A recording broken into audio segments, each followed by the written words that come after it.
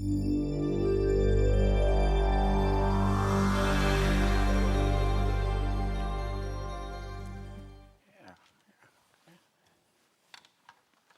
Paul, so I hear we're the last presentation of the day. Oh, we are? Yeah.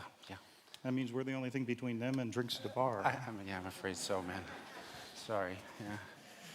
That changes things a little bit. Yeah, this morning I heard they called that a paradigm shift. They look a little hungry, too. Yikes. We better get started.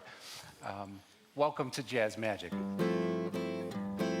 Well, since this morning, you've heard about 26 amazing talks with performers ranging from scientists to artists and everything in between. And chances are your brain is buzzing with all these ideas. The question is, how do you take all this information and turn it into one new good idea? Huh? Well, the answer is easy. Have fun. Sit back, relax, enjoy yourself. We're not going to talk about brain neurons or computer programs. Create a big black, white canvas. Go back to your childhood and improvise with your imagination. We're going to share with you some interesting connections between two art forms that we're passionate about, jazz and magic. And you might find that some of these connections actually let you tap into a creative resource we all share in common, but we often fail to use. Now, some of the connections between jazz and magic are obvious. Practice, right? And you might even think that, well, with magic, the idea is to take an object or music, a sound, and create a special moment for the audience. Now, the raw material for the magician is usually something physical, like even something as simple as a silver dollar. And for the jazz musician, our raw material is sometimes a simple chord progression. Or it might be a couple notes, a little riff. But most times we use melodies, songs. We call them standards. They're tunes that every jazz musician learns. It's part of our vocabulary. It becomes our language. Songs like Autumn Leaves. Oh, it's fall. That's good. Well, you know,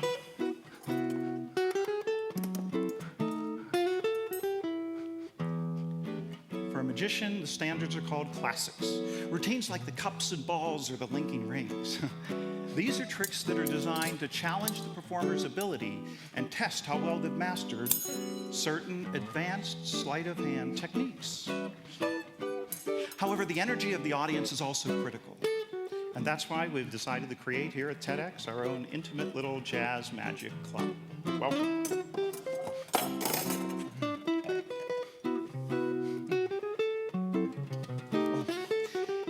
While the jazz performer is improvising, the energy of the audience becomes even more important. Because by taking a common melody, and he adds his own feelings and those of the audience, and he can take the music in any direction he wants.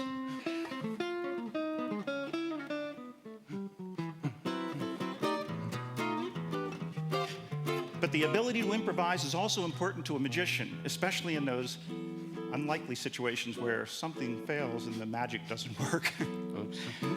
Does anyone have a $20 bill I could borrow? Preferably one over on this side so that somebody bring out a 20. I see somebody reaching here. If you have one, bring one out, or somebody's got one back there. Come on down. What is your name? Steve. Steve, would you do me a favor and just hang on here just at the bottom of the stage for a second? Thank you. Now, Steve just did two things everyone must do to achieve success in any endeavor. Number one, he made an investment, $20. Well, no. Number two, you took a risk, because you just gave your $20 bill to a guy who makes things disappear for a living. Don't worry, Steve, I'll give you a receipt. This will be your receipt. I think. Nice. Here, Steve. Yeah. Right now, Steve is doing the third thing you must be able to do to achieve success. He's reevaluating his situation.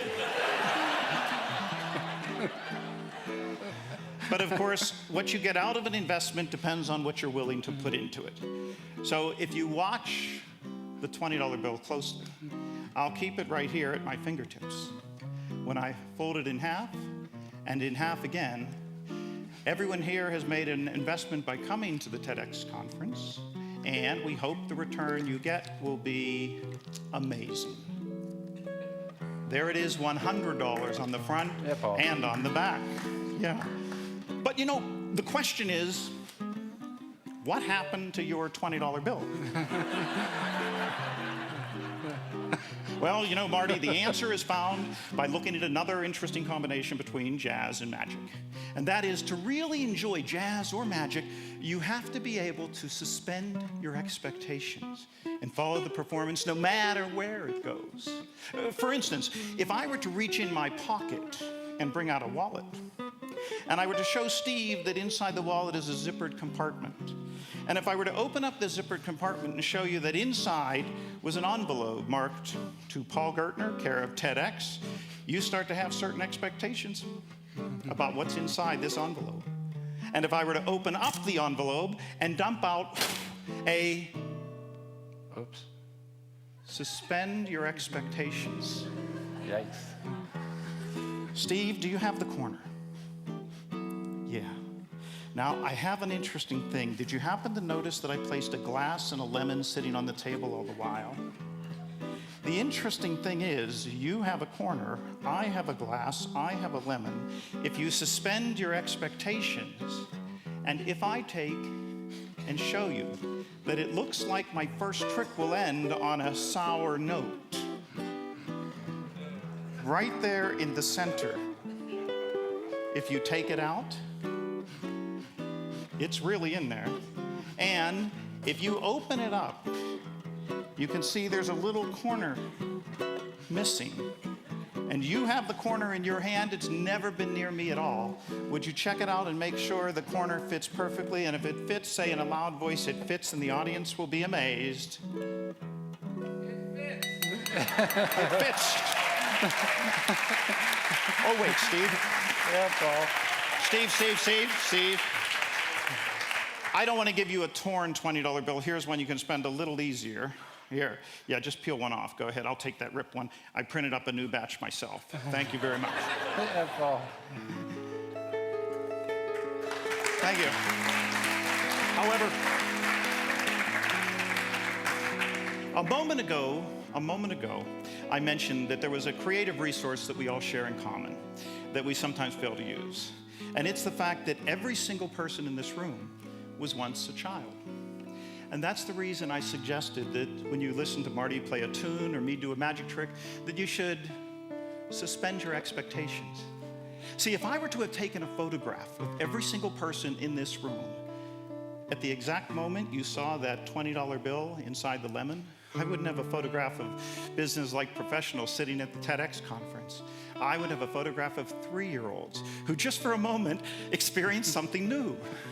And then you catch yourself and you become adults again. However, the childlike sense of wonder you experience at that exact moment is the most creative part of you. It's the kid that held the string on the kite when the wind caught it for the first time. It's the kid that looked out the window and saw the world covered in snow. It's the kid that stuck a key in an electric socket and discovered that was not a smart thing to do. And it's the part of you that has no preconceived expectations, that literally does believe anything is possible.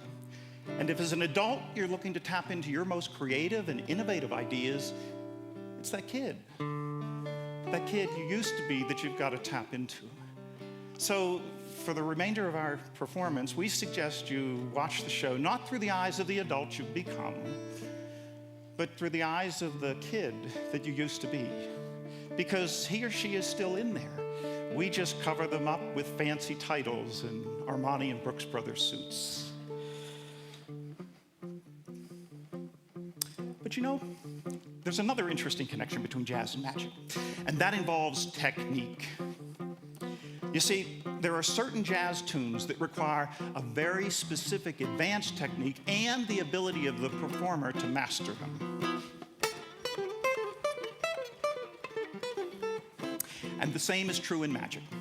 For example, if I were to show you something with a pack of cards, now this is actually a deck of marked cards, as you can see, and they have little marks on the edge of the deck. It's a little hard to see in the back, but you can see them on the side, and if I fan them out, you can see they're all mixed up. There's no order to them whatsoever. Red, black, hearts, clubs, spades, and diamonds. And as I drop the cards, the lady in the front row, would you do me a favor? Just say stop anywhere at all. Okay. Get a good look at this card. I'm going to lose your card in the deck with what we call the Jazz Magic Shuffle. Now, the reason I call it that is it's a shuffle that actually involves a little risk. Like all good jazz performances, a little risk. And if everything comes together, I have to divide the deck exactly in half, shuffle the cards together perfectly, and if you take a close look at the marks on the side of the deck, it's starting to read Jazz Magic 4 times on the side of the deck. A perfect jazz magic quartet. But if I give the cards another perfect jazz magic shuffle, and remember, no 2 jazz performances or magic performances are ever the same. You never know whether the music is going to work or the magic is going to work. But if you watch closely, it's starting to read Jazz Magic 2 times on the side of the deck. A perfect jazz magic duo. Now, we'll give the cards one final shuffle. And as I do, I should point out that both jazz and magic, when performed properly, appear effortless. But of course, that's only due to years of practice and perfect technique. And when it all comes together, magic happens. Jazz magic. Right there on the side of the deck. Thank you. Hey, wait. But not only that, in the beginning, I showed you the cards were all mixed up. Oh. And while I was shuffling the deck, I was actually unshuffling the deck, putting every single card in perfect sequence, ace through king, hearts, clubs, spades, and diamonds. So, now... But wait a minute, man. But you didn't find her card. Oh, you know what, you're right. Well, I'm sorry, I won't look for your card face up, okay, because they're in sequence. Instead, I'll try to find your card face down. What was the name of your card? You can tell me. 8 of hearts? If I give the cards one more jazz magic shuffle, watch the cards closely, because if I rearrange about 34 cards, I think I can hit it, and I think I hit it perfectly this time, because there it is, your 8 of hearts. Just like that. Thank you. We talked a little bit before about jazz musicians learning standards.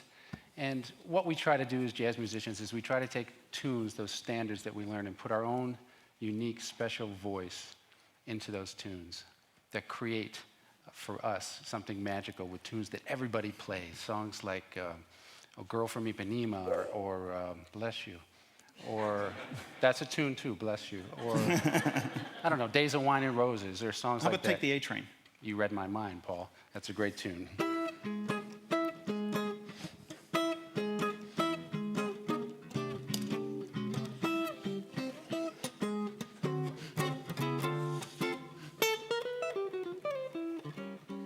Now, in the world of magic, standards, of course, are called classics, as I mentioned. So right now, we'd like to close our presentation by I'll perform a classic of magic, the Cups and Balls, with my own special touch. As Marty plays a little tune with his own special touch, we'll see what happens when we put them together. First of all, this is a trick called the Cups and Balls, normally performed with a small little ball placed underneath the cup. However, I'm from Pittsburgh, and in Pittsburgh, we manufacture steel. At least we used to. So when I was very young and I was learning how to do this trick, I didn't know you were supposed to do the trick with a little soft rubber ball so you couldn't hear it under the cup. And I started doing the trick with something I found in my dad's toolbox. It was a steel ball bearing. He worked in the steel mills of Pittsburgh. And I would place the steel ball under the cup and I would mix them around and say to Mom and Dad, "Where's the ball?" And the smarter of the two knew immediately. Probably Mom. That was Mom. That it was underneath the cup that made the noise. And pretty soon I realized you can't fool anyone with a steel ball and a metal cup because of the element of sound, unless you can cause the sound in the ball to disappear. and to travel over here inside the pocket. Now that's what it looked like the first time. I'll do that again. If you watch the ball, if I take it in the hand and give it a little tap, you see, which cup do you think it's under? Middle? You're right. Yeah, no matter what you choose here at Jazz Magic, you're a winner. Yeah, yeah.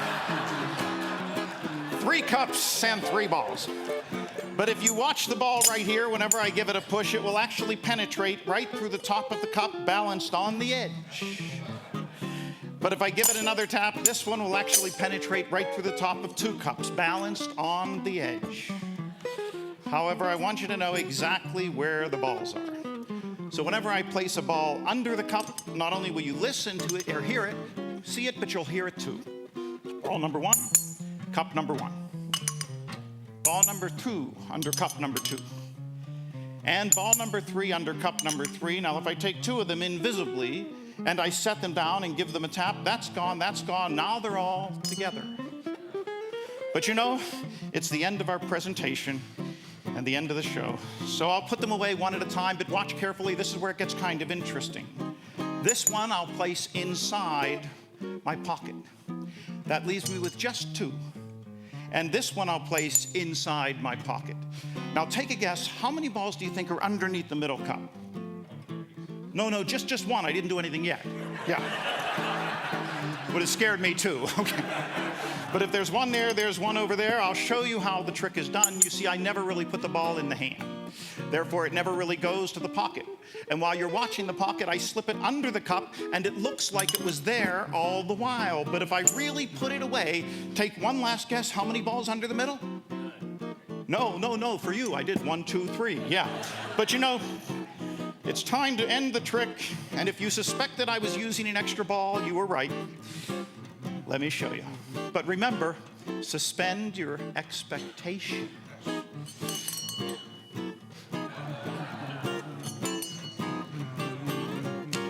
Pretty big, but underneath the center cup is the biggest one. No, that's the biggest one, but I can't be. Paul Gertner. Yeah, Paul. Marty Ashby, thank you very much. Thank you all. Yeah, Paul. Thank you.